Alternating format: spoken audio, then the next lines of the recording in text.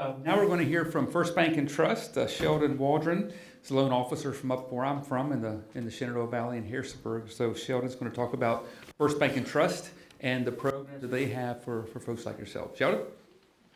Thank you, sir. Thank you. There, a clicker. Okay. Sorry. I was going to give you all a disclaimer. My only disclaimer was I'm going to try to make you laugh, and it probably won't work. So if you humor me, just fake it. It'd be great.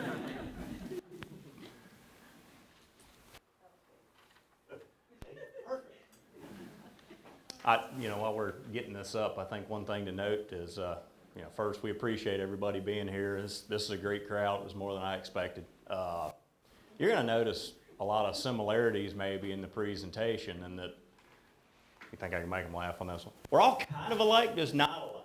All right? We do the same thing for the most part.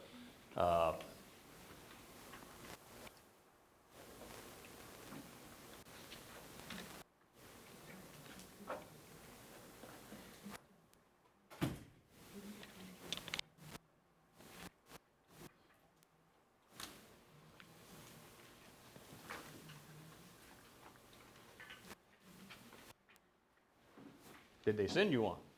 Yeah. All right. We got it.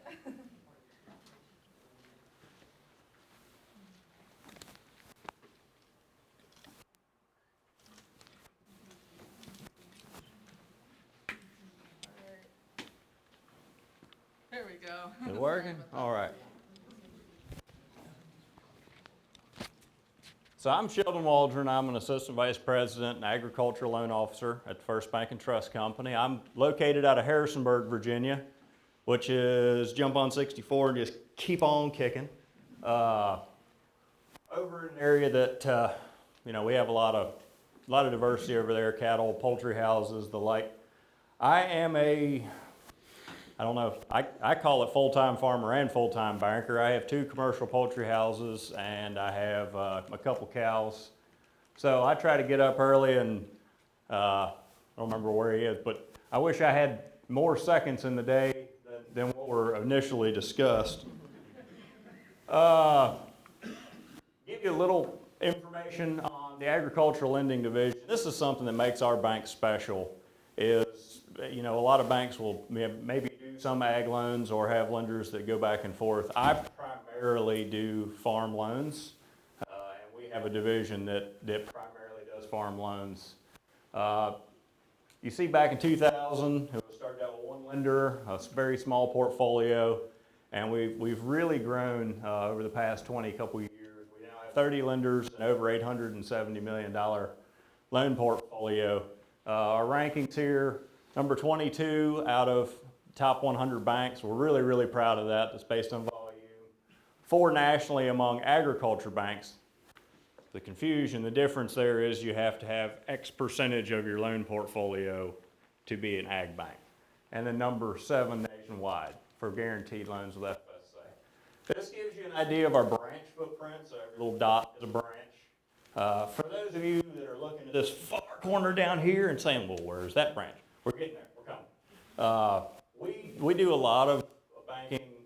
We're very heavy on using online products. And most of our lenders, like myself, spend more time in the car than we do in the office. So we like to come to you. This gives you a little breakdown of our concentration in loans.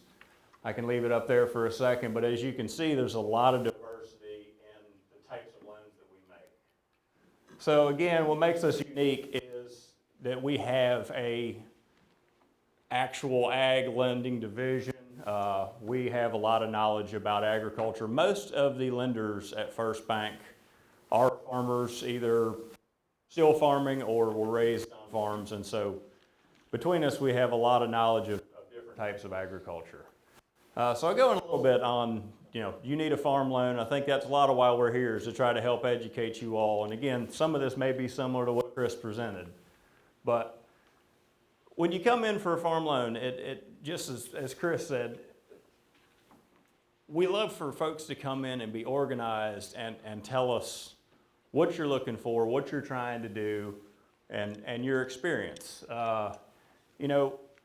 it's very difficult to have folks when they come in and ask us, I want to get into farming, what kind of farming do you think I should do? You know, and there's a lot of different things, as many of you know, there's a lot of different things you can do, and folks can be successful across all ranges of agriculture. So come in with some idea of what you want, and we'll try to help talk through it with you. I want to go a little bit deeper into some components of an application. First off is the balance sheet. And these get maybe overthought sometimes. It's pretty simply a statement of what you own and what you owe. We show the indicators of financial strength, which are some ratios down there. But for the most part, the thing that I really like to stress with folks on this is don't overthink it, but try to give us some detail. You know, we get applications sometimes that says just cattle, $50,000, and you ask them, well, how many cows do you have? Well, 2. Well, it's hard for us to count that. So, you know, try to keep it reasonable as well. You know, do a little bit of research on your values, but don't overthink them too much. This is just a quick look of what a balance sheet looks like. You can see assets up on the top, which are switched off from current assets, non-current, and then real estate. And this is more of how it would look like on our side. You come down and see net worth and debt to asset. We call that the leverage ratio. A lot of different names for basically the same thing, but that's something that lenders look at pretty heavily is how leveraged are you? The lower that number, the less leveraged you are. And so, as you can see, if you look at the two sides, which this one is a closing and post-closing, but the real estate purchase in this example increased leverage, although the loan wasn't quite as much, if that makes sense. The second, we ask for tax returns. We generally ask for 3 years of tax returns, and this shows us the history of your operation, if there is history of your operation, and if not, it shows us the history of your income sources. Third, historical business information, once again, if available. So these are broken out a little bit different. Flock supplements, of course, if you're in a poultry business, milk production records if you're in dairy, but I think the moral of this is try to bring us as much record as you can so that we can really help and evaluate your business with you. And then projections. And these become really important, especially if you're changing directions within your operation or starting a new operation, is, you know, try to work on some projections yourself. And keep in mind the bank will also work on a set of projections using yours. You know, we will base it off yours. And then as it shows down the bottom, the same as the balance sheet, try to use some information. There's a lot of great resources out there, especially now when we all have a smartphone, I about guarantee it. You can find a lot of information on historical prices, yield averages, the like, and use that to create your projection. Some other items, again, credit history information, contracts if you are a contract grower, and then cost estimates if you're trying to build something. One thing about credit I really like to point out to folks, and I give this example a lot. When I went to buy my first house, and I was pretty young, and luckily I had a pretty good down payment for them, and they pulled my credit, and they said, well, I don't know if we're going to be able to do this. And I said, well, why not? I don't know anybody anything. I never have. So keep in mind that credit is something that, yes, we want to see a good score or at least a pretty decent score, which Chris went into some detail on. A lot of it is what's in it. And maybe that's more specifically for me, but I want to see what's in that score. What late payments do you have? What's happened? So that, my little disclaimer on credit, nobody laugh. All right, meeting with a loan officer. Kim made this, proud of her. She said, we are numbers nerds, and she's right. Be prepared as we talk. Tell us your vision, bring your application, and then we're going to be looking again at those projections to try to make sure they're realistic using the same kind of information. All right, so what happens next? Once you come in, you meet with us, you give us that information. Generally, we need a little bit of time. We work on it, try to make cash flows. We look down through your balance sheet in some detail, and then to you for any questions that we have or to see if any information may be missing. Did it skip one? There we go. If a project is lacking in any of these areas, how do we mitigate the risks of something that may not fit into our criteria? And you heard me say earlier about how we are ranked 7th in USDA and partnering with USDA. First Bank and Trust has done a lot of work. I think every lender in the bank is very, very experienced in helping not only ourselves navigate through the programs of FSA, but also our customers. And so here's a little snapshot of some FSA programs that we utilize quite often, which are the Guaranteed Loan Program. Now what this does for confusion, I get a lot of confusion on folks that have either applied for USDA and then been sent to the bank or vice versa. And the programs can get very confusing. So I'm going to try to make a little bit of sense to it.